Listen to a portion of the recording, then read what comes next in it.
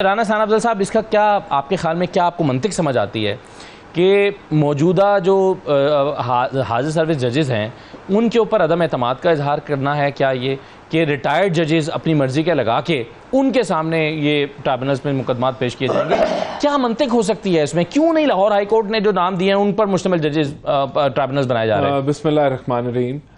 देखें, इन ऑर्डिनेंसेस को मैंने डिटेल में नहीं पढ़ा, लेकिन मैं अपना ओपिनियन, एक प्रिलिमिनरी ओपिनियन दे सकता हूँ इसके ऊपर कि मुझे ये क्या लग रहा है। देखें, एक तो ऑब्वियसली आप जानते हैं कि अदालती निज़ाम पहले ही क्लॉग्ड है और जजेस की जो है वो कह लें कमी है और केसेस बड़े अरसे से बड़े पेंडिंग चल रहे होते हैं। तो शायद ये एक वजह सोची हो कि इलेक्शन ट्रिब्यूनल के अंदर अगर वो ज़रूरत महसूस करते हैं कि उन्होंने कोई रिटायर्ड जजेस लेने, ये ऐसा नहीं है कि वो हाजिर जज नहीं ले सकते, लेकिन ये एक ऑप्शन उनको दे दी गई है कि अगर वो रिटायर्ड जज समझते हैं कि लेने हैं तो वो ले सकें।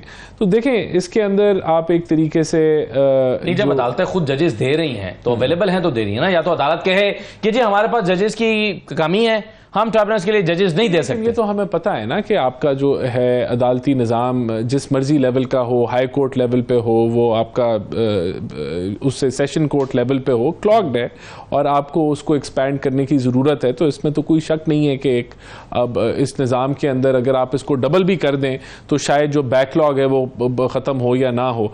तो उसके अंदर देखें, अगर आपने स्ट्रेंथन किया इलेक्शन कमीशन ऑफ पाकिस्तान को कि वो अपनी एक इंडिपेंडेंस के साथ अपनी इलेक्शन ट्रिब्यूनल्स को जो है, कमीशन खुद फरीक है। ये शिकायतें दरअसल इलेक्शन कमीशन के ही खिलाफ हैं कि इलेक्शन कमीशन ने सही इलेक्शन कंडक्ट नहीं करवाया, तो और इख्तियार भी अब इलेक्शन कमीशन को दे रहे हैं, तो ये तो कॉन्फ्लिक्ट हो गया है। वैसे बहरहाल ये जो इलेक्शन ट्रिब्यूनल है, ये फर्स्ट आपका जो कंप्लेंट एक कह लें कि वो हेयरिंग होती है। अगर उसके ट्रिब्यूनल के फैसले अगर आपको नहीं पसंद तो आप पास आगे भी अदालती जो है वो मौके अवेलेबल हैं कि अगर 4 साल तक ट्रिब्यूनल का फैसला ही ना है तो देखिए, ये तो फिर वही मैं बात कर रहा हूँ ना, पहली क्लॉग्ड है तो चीज़ें तो अब तो ये अगर ये इनको जो भी रिटायर्ड लगाते हैं या हाजिर जज लगाते हैं फिर तो चीज़ें तेज़ी से बढ़ना शुरू हो जाएंगी आगे।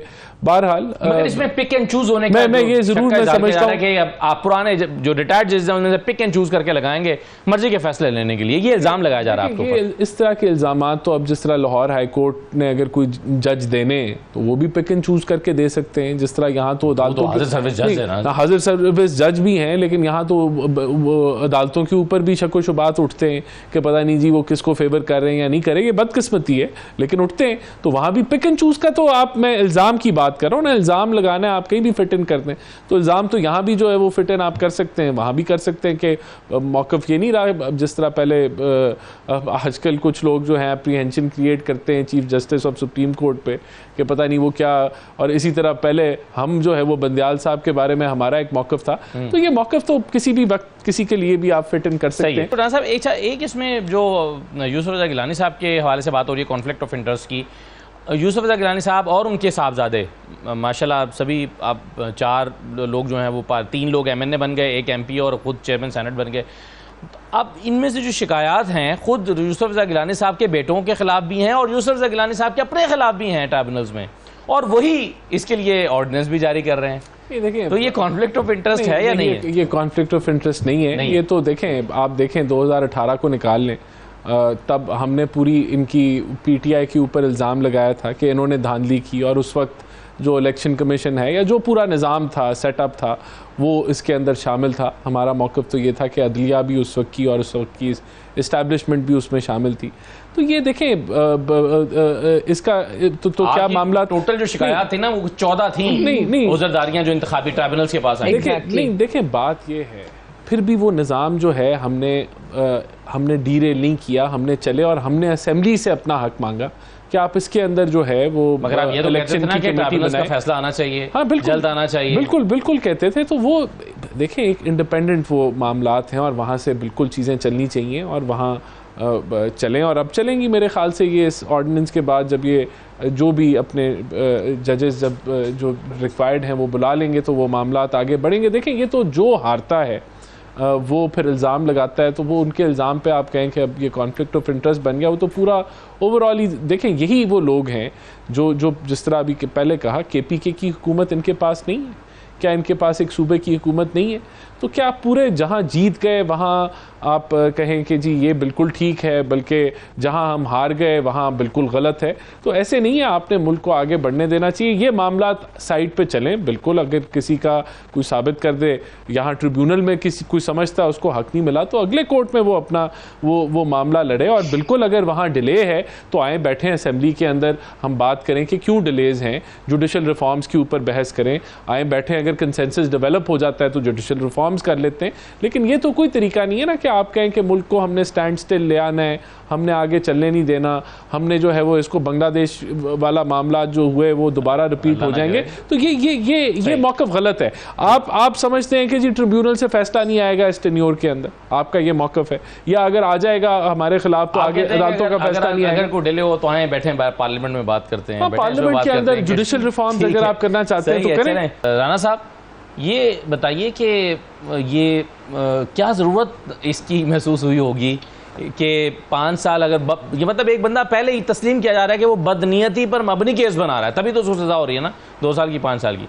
यानी आप कह रहे हैं, हम तस्लीम कर रहे हैं कि नहीं उसका गुनाह इतना बड़ा नहीं है, अगर वो किसी पे बदनीयती पर मबनी केस बना दे तो इतना बड़ा गुनाह नहीं है, थोड़ा कम गुनाह है।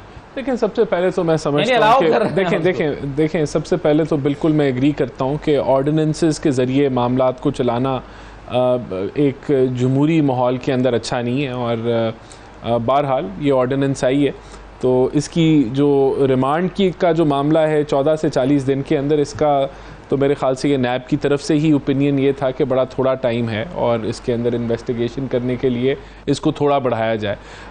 ये जो ऑर्डिनेंस आई है इससे मेरा ख़्याल था PTI तो खुश होगी, क्योंकि जो हम तरामीम लेके आए थे उसके वो ख़िलाफ़ थी। तो अब अगर उनके अंदर से कुछ चीज़ें रिवर्स हो गई हैं तो कम से कम PTI को तो यू टर्न नहीं लेना चाहिए। बहरहाल हमारे पे ये इल्ज़ाम लगा रहे हैं, नहीं हमारे पे ये इल्ज़ाम लगा नहीं वो देखिए, बात ये है कि हमें तो ये यू टर्न का कह रहे हैं कि हमने यू टर्न दिया है, लेकिन ये भी यू टर्न ले रहे हैं ना। ये जो हमने तरामीम की थी ये कह रही थी कि हम कोई अपना बेनिफिट लेना चाह रहे हैं, तो अब अगर ये वापस हो गई है तो इनको इसको वेलकम करना चाहिए। इनको कम से कम मैं ये ज़रूर कहूँगा कि ये 40 दिन जो रिमांड की इन्होंने बात की है, ये तो चले वो उनका ये ख्याल होगा नैब वालों का कि उनको इन्वेस्टिगेशन ज़्यादा करनी है। ये मुझे भी नहीं समझ आ रहा कि ये 5 से 2 साल की क्या वजह है। ओवरऑल मेरा पर्सनल ओपिनियन ये है कि नैब को बिल्कुल हमें खत्म करना चाहिए कि 5 की बजाय 10 साल कर दें सज़ा। बिल्कुल मेरा बनाएगा क्यों कोई किसी के खिलाफ? देखें, ये आपके खिलाफ अगर मुझे पता होता तो मैं लीगल ओपिनियन जो है वो लीगल टीम से लेके आता। बहरहाल मेरा ये पर्सनली ये ख्याल है कि हमें ख्याल में लीगल टीम के पास कोई ओपिनियन मौजूद है? नहीं, डेफिनेटली होगा ऑर्डिनेंस वरना ना आती, लेकिन मेरा ये ख्याल है कि हमें अकाउंटेबिलिटी को अक्रॉस द बोर्ड, क्या ओपिनियन देने के लिए कोई ओपिनियन मौजूद होगा उनके पास? ओपिनियन तो होगा ये नहीं बिल्कुल होगा ना। देखें, असल ऑर्डिनेंस आई है तो फिर उसको वो डिफेंड भी करेंगे। मुझे क्योंकि मैंने ये ऑर्डिनेंस वंस अगेन नहीं पढ़ा तो मुझे डिटेल नहीं पता। बहरहाल अगर कोई किसी ने गलत केस बनाया है तो उसकी सज़ा तो 5 साल भी रहती तो कोई इसमें मसला नहीं।